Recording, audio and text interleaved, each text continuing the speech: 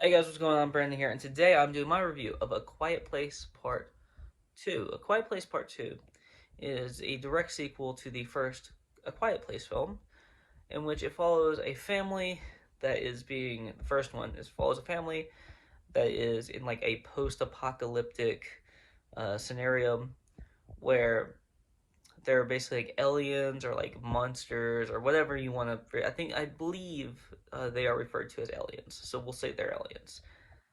Aliens with super sensitive hearing.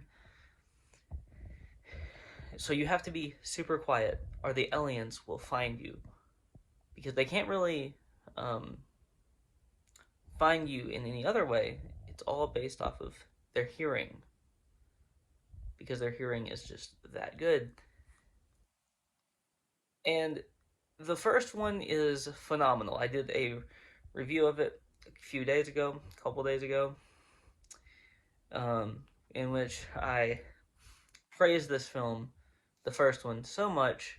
But I did say that outside of a movie theater setting, it's not as good. This one, I don't think will have that problem as much, but this one also has more problems in the movie theater. So I don't think I'm going to change my rating if I watch it again at home at all. But I think the first one was better for the movie theater setting because the first one, the theater I saw it in, and even this one too, really good people as far as people being in the movie theater around because they were all quiet. They were all really quiet, and that is essential for the enjoyment of this film and the first one in a movie theater because the point one of the points of this movie is to be super quiet. Now here's the thing. This movie is louder, and that is a negative. I think. I personally see that as a negative, as a big negative for this film. I didn't want more loudness in this movie. I did not want that one bit. I did not want to hear more stuff than I heard in the first movie, as far as like sound effects or like that type of shit. But we did, and this movie is definitely bigger, I believe, as far as the budget goes. I see no reason to see this film as a like smaller film as far as like how much it costs to make. This definitely cost more to make, and it was a huge hit in the box office so far, and I think that's going to continue. It's a good film. It's a good film. It's probably one of the best post-COVID films that I've seen, and that's a huge positive. I mean, not that I've seen a lot of great post-COVID films because I haven't, because there hasn't been many great post-COVID films. This might be maybe not the best one, but this is one of the best ones that I've seen. Um, and that is a positive. Um, John Krasinski really is a great filmmaker. I love everything so far that he's done in with this movie and Quiet Place Part One. As far as directing goes, he is phenomenal, and he is an all right actor. Uh, and Emily Blunt is again phenomenal in this movie. She is incredible in this film, um, as she normally is. She's a fantastic actress, and she seemed to confirm that there is going to be a third one. And I mean, based off of I'm gonna try not to give anything away, but based off of how this movie ends, I mean, there's gonna be a third one. It confirmed it, especially with how much money this movie is making. With the way this ended, it leaves you wanting more in this universe. But I want to caution here because I do want more in this universe, but I also want the next one to be the last one. I want this to be a trilogy of films that are hopefully all very good quality. It's all up to the third one at this point because the first two are very good quality. Um, this one, I didn't enjoy um, I didn't enjoy the fact that I didn't feel as much suspense at times as I did when I first watched the first one in a movie theater. But I do feel like watching this movie outside of a movie theater setting, I'm not going to, you know, degrade, I guess, the rating I gave this film as I did the first one when I saw it for the first time outside of a movie theater. So I've seen the first one 3 times, and I liked it about the same the second and third time. The first time, I liked it more than I did the second and third time. And it's because the second and third time I saw it outside of a movie theater. I don't think this one's going to have that issue. I think I'm going to have as much love and affection for this movie as I do now.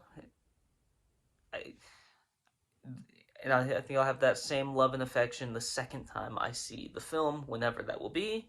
Probably not in a movie theater. I probably won't go back to a movie theater to see this film. I only saw the first one time in theaters. I don't suspect to see this one any more than that. Um,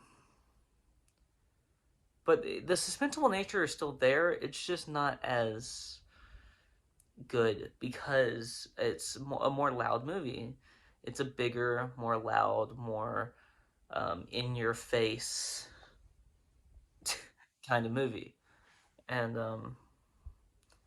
that's not always a bad thing in sequels, but most sequels are bigger and most sequels are not as good. Not necessarily because they're bigger, just because they're not as well made most of the time. This one, I think, is slightly not as well made, but I don't think it's because necessarily it's bigger. I mean, I think that does play a role. Um, the only time I didn't really have a problem with the loudness of the film, because there are times when I did have a problem with it. The biggest times when I didn't is like there's like a flashback scene, and I had no problem with the loudness in that because it's literally the first day that these aliens show up. Um, so it made sense that they weren't as cautious with how much noise they're making because they don't even know they're there yet. Um, but yeah, I had a lot of fun with this film, and I think I'm going. All the actors did a great job. Cillian Murphy, I also want to mention because he is just always so good.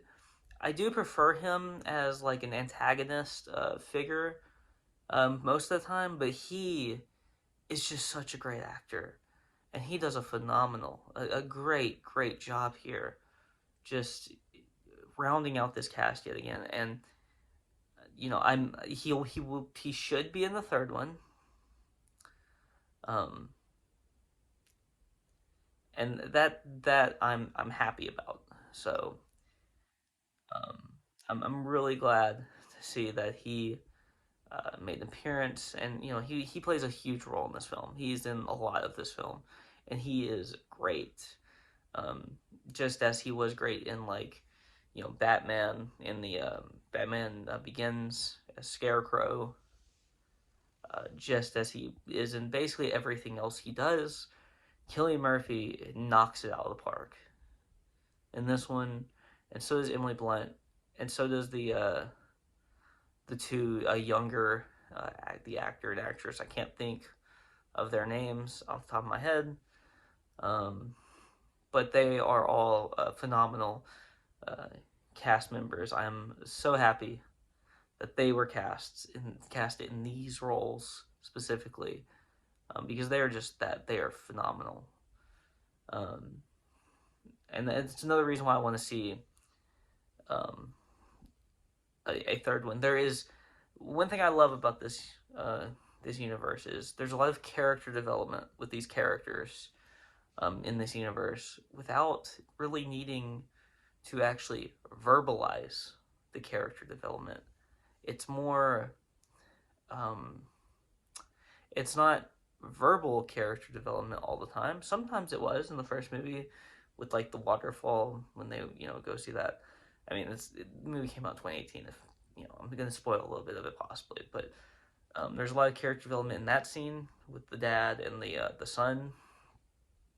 In this movie, there is character development. Also, more talking character development in this movie, which is, you know, for this specific franchise, it's an issue. That was an issue with me.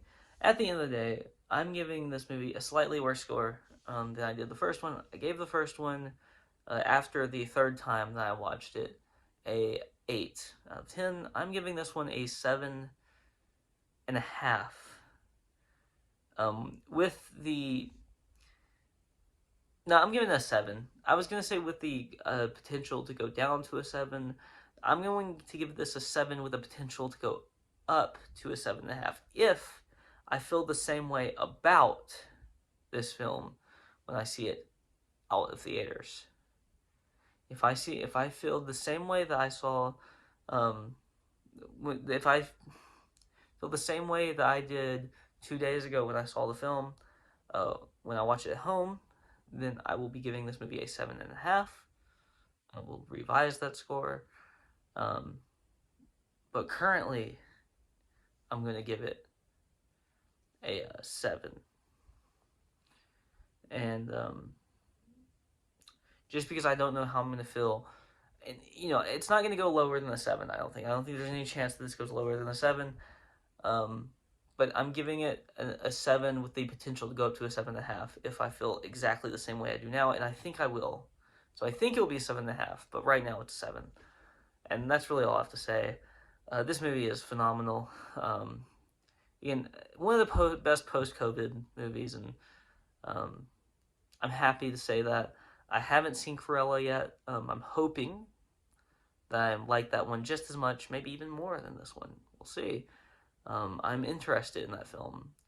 I'm also interested in a few other films that are coming out pretty soon. So I hope to be able to review those too, as I did with this one. I will talk to you guys.